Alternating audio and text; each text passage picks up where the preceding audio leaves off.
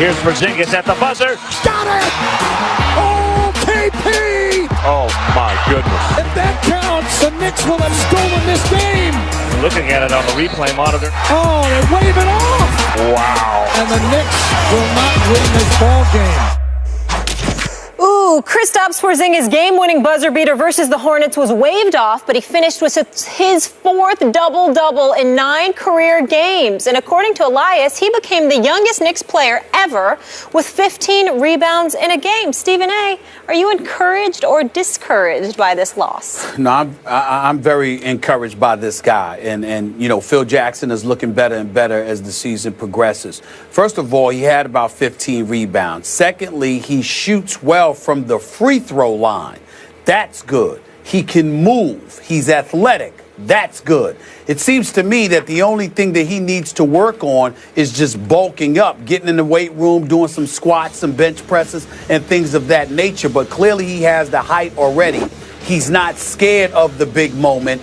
And the fact that Derek Fisher and those boys had him out there in that particular situation, I think speaks well for him. The 2 games prior to this, he only scored in single digits. I actually one of the 2, and he had shot 3 of 8 and 3 of 11 in both of those games. But he can hit free throws. He can move without the ball. He's athletic. He's got some heart.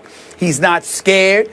There's a tremendous upside. And I like what I'm seeing from him. I'm pleasantly surprised. I must admit that.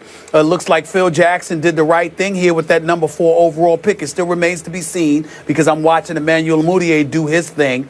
And I understand that, you know, we got to look at Porzingis and give him some plus marks because Carmelo hasn't been playing that great. He shot 12 of 25 last night, finished with 25 points, but he's shooting 34% from the field on the season and 20% from three-point range. He can do better. And once he starts doing better, assuming he continues to get healthier and do his thing, that should open things up for Porzingis even more. But I must say that I'm very, very impressed with what I have seen thus far.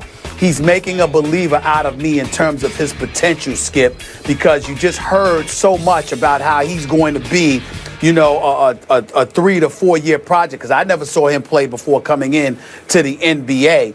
But you see what he's doing right now, and he's validating the faith that the Knicks have shown in him, averaging, you know, 11 and 9 on the season as a rookie.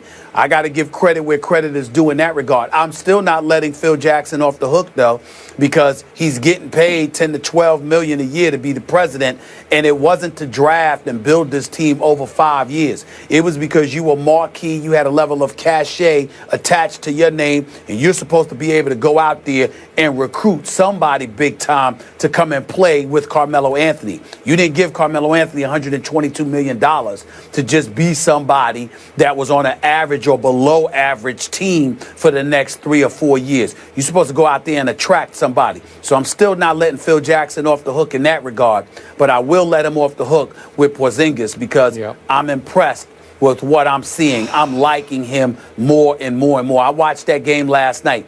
He's impressing me. You know what?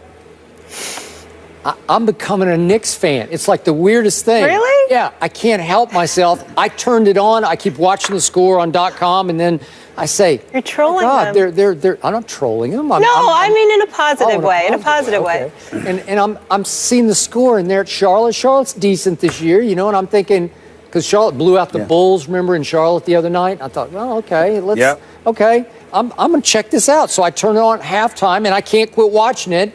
And it's partially because of this kid, but I like the team. I look down the box score. I like Aflalo. I liked Robin Lopez until he let what's his name beat him, Cody Zeller at the end of the game. But I like the parts of the team. I'm not saying it can even make the playoffs, but it's fun to watch the Knicks now, mostly because of this kid. And I still say, I watched it in real time, and when Porzingis let the shot go, I thought it was away in time. I did. Maybe I'm rooting for the Knicks, but it looked like just split second it had left his hand. And if the tie goes to the runner in baseball, maybe it was like a tie with the buzzer. I thought they should give it to him, but then I watched it in slow motion. Maybe it was still barely touching his fingertips when red light goes off. It was. Yeah, it's very close, though. In real time, I thought it was good. His teammates thought it was good, and I like the emotion. It's been so long since I saw the Knicks have like end of game emotion where they're hugging each other, and it was fun to watch. It was like, wow, the Knicks are happy. Well, how could that be? They're back. Yeah. Maybe. I gotta give some love to a few people. We all know how I go off about my New York Knicks. Yeah. They're making you listen. They're not They're not an embarrassment. Yeah. They're competitive in practically every game. They're fighting. Derek Fisher's doing a good job. Kurt Rambis with Jim Clemens and those boys are doing a good job. These guys go out every single game. They're playing hard. They're going after it. They're not wilting beneath the pressure. It takes greatness to beat them in a lot of situations. I'm seeing a team that's fighting. I'm seeing a team that's feisty, and I'm actually looking forward to ending my boycott and going back to watch them again this year. Wow. I'm looking forward to it. I like. Well, listen, man. Listen, I've been suffering for years with the New York Knicks, with the exception of their 54-win season that Mike Woodson delivered. But I got to take a moment to give you. We know what Derek Fisher went through, at the start this season. Yep. Could have been a distraction. He's doing a good job. He is. Coaching staff is doing a good job. They're fighting. They're playing hard. And Porzingis can play. I mean, he's got an upside. There's reasons to go to the Garden now to watch this team play. Yep. And that's all I can ask for. I hope it continues. I hope I don't look like a damn fool where I'm hoodwinked into supporting them again and then they let me down with lackluster effort. I mean, I'm weary of that, Skip. You know how emotional I get with my Knicks. But I'm starting to feel good about them because they're fighting. They're fighting out there. They're feisty, and I like it. Now, to the point you made about Carmelo, I'm a big fan. You're a big fan. You know him very well. I know him a little.